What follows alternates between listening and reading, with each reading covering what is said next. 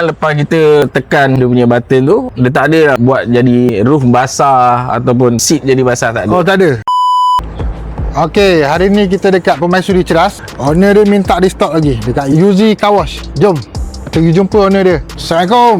Assalamualaikum. Sihat, alhamdulillah.